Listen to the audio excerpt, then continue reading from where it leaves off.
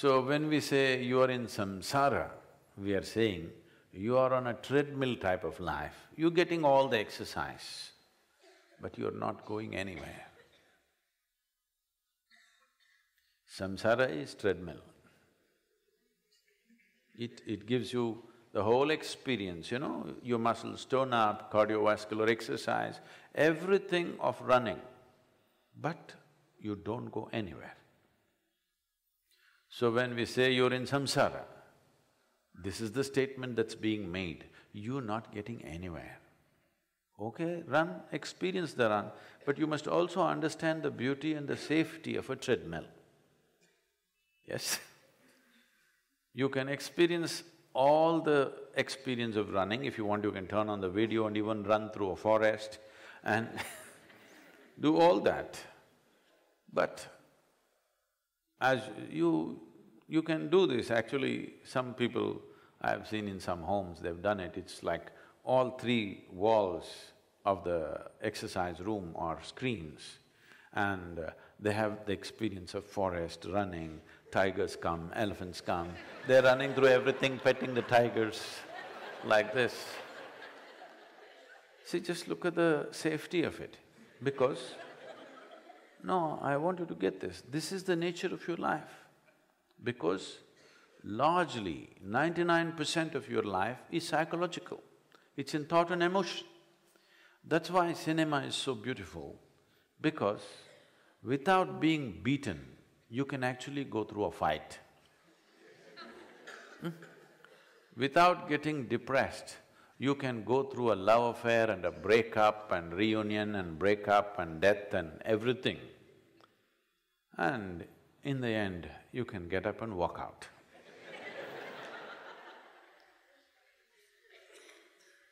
Because largely, for most human beings, 99% of their life is happening only as a psychological drama. When the same drama is extended outside, it is even better. And your own psychological drama is being directed by a lousy director. Sometimes, some movies are pretty well directed, some. Little better direction, more professional touch to the direction of the psychological drama. What's happening on the screen is just the drama that's happening in your mind, isn't it? So anyway, it's a psychological drama. This is what samsara means. It is cyclical. It is a combination of physical and psychological process. So when we say spiritual, we are seeing how to come out of this cyclical process. If you really remembered, if you can really see the cyclical nature of your own body, of your own mind, of the events that are happening in your life very clearly, the urge to go beyond that is natural, isn't it? Only because you're in the cycle and you have a short memory span and you have forgotten yesterday you went through the same cycle, it seems to be okay. Whatever is psychologically pleasant or unpleasant or exciting for you, you must understand, if you have a memory which brings back life in a video format, not in the form of words. You went to your party day before yesterday, this party memory just there, bright and alive, every moment as if it's a living thing. Now, the inclination go to the next party will not exist within you. That party, you cull it down into words. The experience is curled down into words and a certain conclusion and maybe a philosophy around it. Now it'll keep you in samsara. Every day you have to go to the same place. Every day same stupid things. You drink the same things, you eat the same things, the same conversations. Whole life it'll keep you engaged because you're culling down experiences into ideas. You're culling down experiences into conclusions and concepts, so these things will keep you going. So the first step that we took with Isha Yoga or the inner engineering process is to break these concepts and simply learn to respond to life the way it is right now. If you simply start responding, suddenly you will see things that you responded to yesterday have already become old in your experience and you don't want to go through the same things over and over again. You have a longing to go beyond the cycle. So when this longing to go beyond the cycle or the samsara happens within you, now we are saying you're mukti inclined. This is not some, oh, I want to attain mukti because you were born in this country and the word has floated around and you pick up the word from the airwaves around you and say, I want to attain mukti. Mukti is not a word, mukti is not a concept. If you transcend all cyclical movement of life, physiological, psychological, karmic cycles of life, then you're moving towards or you're inclined towards what we are referring to as mukti. It is not a concept, it is not a geographical place, it is not an ideology, it's beyond all that you can see through your physical and psychological prism. Time itself, as we go right now, it's very different from person to person. It once happened. A bomb. Now, I'm not talking about anatomy, okay? Usually in America, this word used to be used, but now a more politically correct word is a homeless person. So you will see somebody will be sitting, I need $10 for my beer. At least they're straightforward, I like that. He's not pretending to be blind. See, even among beggars, we've lost integrity in this country. One who can see is pretending to be blind and one who has hands is learned to keep his hand like this out of yogic practice and say he's doesn't have an arm. No, you will see people sitting in America with a board, I need $10 for my beer. I want $2 for my coffee. So at 2 a.m. in the morning, he walked up to a Beverly Hills home, a rich home, and leaned on the doorbell. You have this experience, somebody comes and leans on your doorbell, keen. So, he just kept it up. So, the man in the house got up, put on his silk dressing gown, came and opened the door all disheveled and goggy and looked at this guy. Said, hey, what are you doing? Why are you ringing the bell at 2 a.m.? What's your problem? So he said, I want $10. He said, what? For bloody $10 at 2 o'clock in the morning? You're pressing my doorbell? This guy said, see, I don't tell you how to do your business. You don't tell me how to do my business.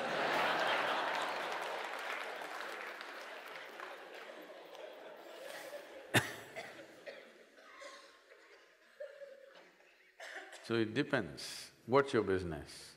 Accordingly, time.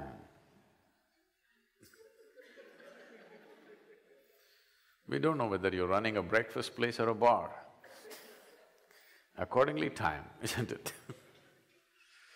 You will see somebody in the neighborhood or in your own home, or maybe other people in your home are experiencing this because of this bloody yoga. You get up early and they want to do the Kala Bhairava stuff to you. But they are party people. They come back at 1 o'clock, 2 o'clock in the afternoon, stumbling, knocking down furniture, and you want to sleep early and morning.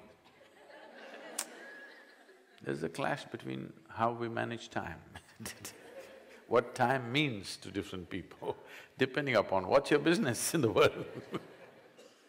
if your business is essentially, if you understand, your ideas of time management are all false. There is no such thing as time management. It's slipping away for all of us at the same pace. There's only one dimension of life which is in your hands. That is, you can manage your energy, you can enhance it to phenomenal levels because that which is the basis of this life, I've been referring to you as not life, I want you to… You're missing the language, I think. I didn't refer to you as life, I said you are a piece of life. Not a very complimentary because what is cosmos is a living life. See, this air is life. Otherwise, if you breathe it, life happens, if you stop it, it goes. If this is not life, could it support this life, I'm asking? The food that you eat, the earth that you walk upon, the water that you drink, if it is all not life, would it support this? The very atmosphere of this planet is held in this vast space. If this space was not life, could it nurture a bubble of life that we call as this planet? It is a living life, it's a living cosmos. You just captured one bubble like this. You just formed a bubble around this life which is always there everywhere, and now you think this is me. Actually, all you have done is, you built a bubble around life that is always there. So you are trying to enhance the bubble, the structure of the bubble, all the time in the form of education, morality, ethics, this one, that one, exercise. Everything is about strengthening and enhancing the bubble. I'm not saying you should not. But the bubble becomes bigger, not by enhancing the structure of the bubble, but by enhancing what is inside the bubble, isn't it? If you want a big bubble, what's the biggest bubble you blew when you were a kid? This much? Huh? These days they have soap oils where you can blow this big bubble, you know. When we were children, we just mixed our own detergent soap, it only came this big, sometimes this big. Now children are blowing this big bubbles because the soap oil is made for that. But it is about how much you capture inside the bubble.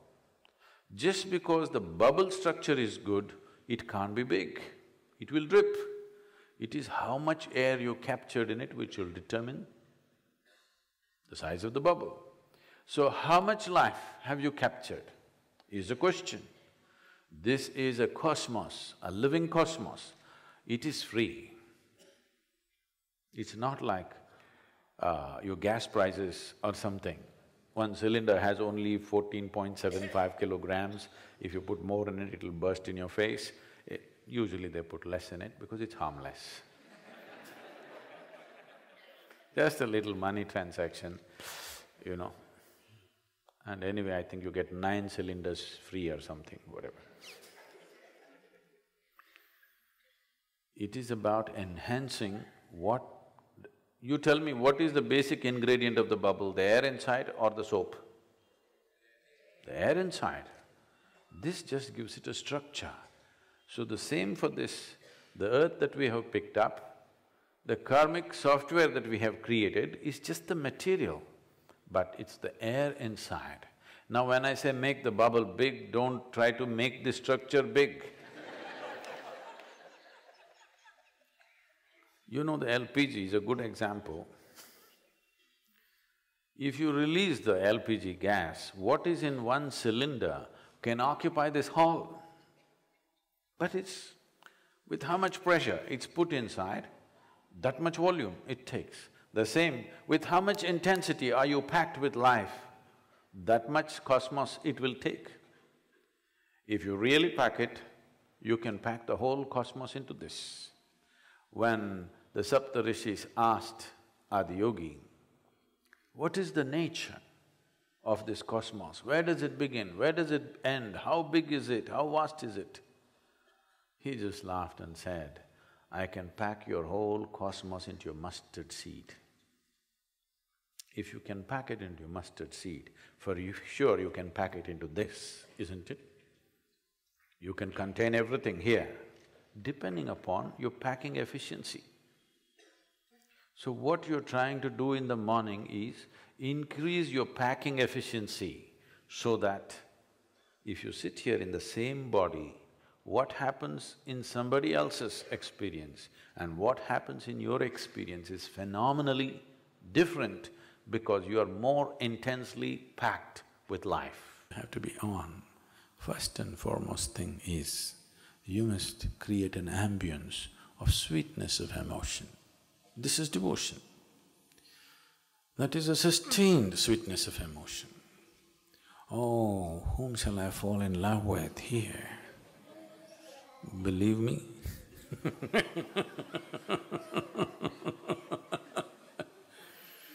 even a child knows it's not going to work.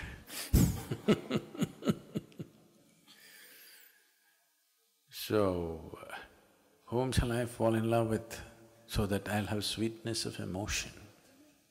Believe me, nobody is reliable. You must trust me, I have 3 lifetimes of experience. Everybody is fine for off and on.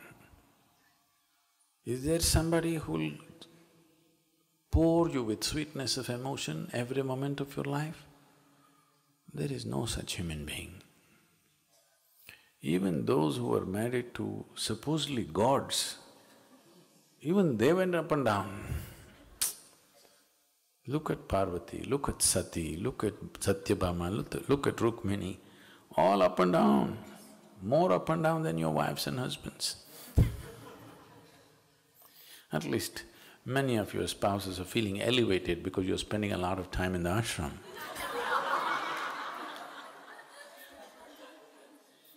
Relief is a big thing.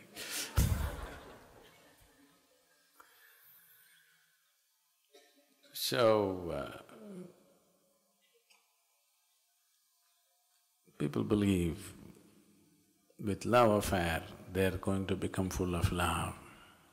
With marriage they're going to concretize this sweetness. Or once you have children, it's sweetness and sweetness.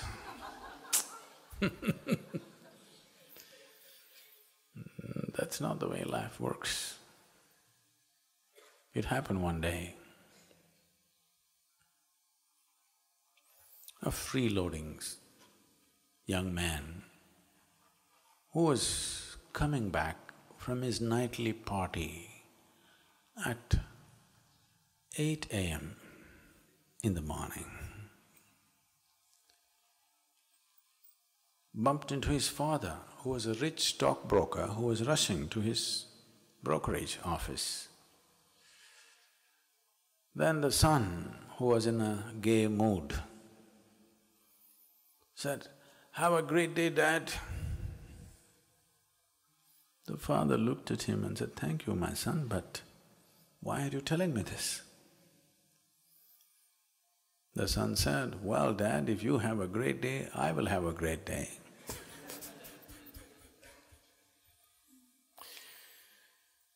So, there are schemes inside schemes inside schemes. Okay, let's not go into that. But what devotion means is, you create a love affair that doesn't need outside assistance.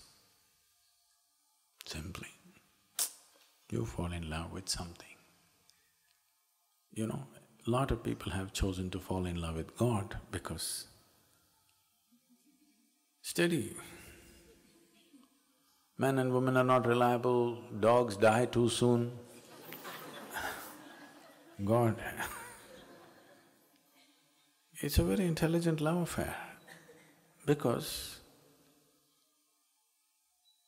you can shape it whichever way you want, because a love affair is meaningful not because of what happens between two people, it's meaningful because of the sweetness that it fills you with. Now you're in love with a divine entity. If it is energetically active, it's even better because it's even responding. Or you have become receptive to what is always on, but nothing can go wrong with the love affair because there is no expectation as to what the other should do. Once there is no expectation of what the other should do, this is a successful love affair. You agree with me? Love affair goes bad because somebody does not fulfill your expectations, isn't it? So you fall in love with an entity just for this. This is pure love, just for the love of it, not because of what you will get. So, always you're filled with sweetness. If the ambience of sweetness is there within you, the sadhana that you're doing will multiply in its fold. And the passage or the pathway becomes shorter, shorter and shorter, depending upon if you are joyful, if it is this long. If you're blissful, it'll become this long. If you're ecstatic, it'll become this much. The pathway becomes this long or this short because the ambience of ecstasy is on. I've had the misfortune of seeing so many people around me. I get them to a place where they're this close, but you leave them for one day, straight back. This is it's a misfortune of being a guru. Any number of times you bring people to so close, but when you get that close, you have to leave them there because it's after all, realization is yours, not somebody else's. You thought you brought them this close and anyway they will take the next step, but no. Because one of the biggest problems is the way you're educated, where there is no value for emotion, there's only value for the silly intellect that you carry, which creates any number of problems on a daily basis with just about everybody. You can't get along with anybody the moment you think you're reasonably intellectual, isn't it? And you cannot even get along with the source of creation because you're so intellectual, you're a world by yourself. You cannot live in the Creator's creation anymore, you are in your own creation. If you're in your own creation, this is not an achievement. Instead of being an existential being, you have become a psychological case. That's the transformation that's achieved. Is it a useless instrument? Not at all. It is useful, but it is supposed to make you realize this is not the way. It's good to multiply, add, divide, subtract. When I say add, divide, multiply, subtract, I'm talking about everything, about making money, getting married, multiplying into children, getting divorced, dying one day, all this. Everything is addition, subtraction, multiplication, division, isn't it so? Yes or no? You don't like it. The arithmetic of it is just that. Either you do addition or subtraction or multiplication or division. With the physical world, that's all you can do. For this, intellect is great. Without it, you will not succeed in these chores that you have to do. But you want to know not bits and pieces of creation, you want a taste of Creator in your mouth, then this will slit your tongue into many pieces and you can't taste anything. So those of you who are flickering like tube lights, one day bright and shining, another day boof, it's time. It's time to change the ambience. A silly intellect that's not worked for this many years, don't expect it's going to save you tomorrow. It will not. It's time Devotion is a powerful thing. It takes intelligence to recognize that. If you… between your intellect and your emotion, if you look at it, maybe you don't have ecstasy in you, maybe you have no love in you, maybe you have no compassion in you. When you get angry at least, when you're angry, check which is a bigger force within you right now, emotion or intellect. That you must put it. Because what is strongest in you, you must use that. That is intelligence, isn't it? I want you to check it for yourself.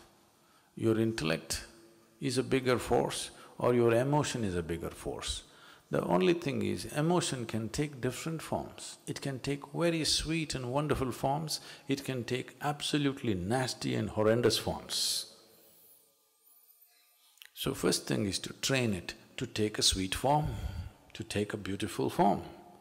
Once it takes a beautiful form, your intellect will mean nothing to you, really. Everything that's worth knowing, you will know by embrace, not by conquest. Conquest is a wasteful effort. Because even if you conquer, you will still not achieve anything. If you conquer this world, what are you going to do? Are you going to spread yourself around the world? You'll still be in the same one place, isn't it? You can just look powerful in front of other people. Let's say you are Alexander the Great. You conquered half the world or the whole world. You are Alexander Great. You conquered the whole world. But let's say there are no people on the planet, nobody to clap their hands and say, you are great. You are sitting alone here, what will you do? I want you to imagine this. You got billions of dollars, but you're sitting alone here. What do? You need somebody to tell you you're great, you're great. You need idiots around you to tell you that you're fantastic. Otherwise you'll feel horrible, isn't it? But if your emotions turn sweet, if you sit here alone, tears of ecstasy will come. In fact, you will want to be alone because it's too beautiful when you're alone. It's time to change the ambience because the sadhana that's been given to you in the form of the kriyas and the asanas, whatever, these are powerful forms. Your body and your energy is maturing, but your head is not maturing for a lot of you. This is a fact, I'm seeing every day. I see energy-wise, body-wise, things are maturing. This is not maturing, it's always in the way. It's time to do something about it.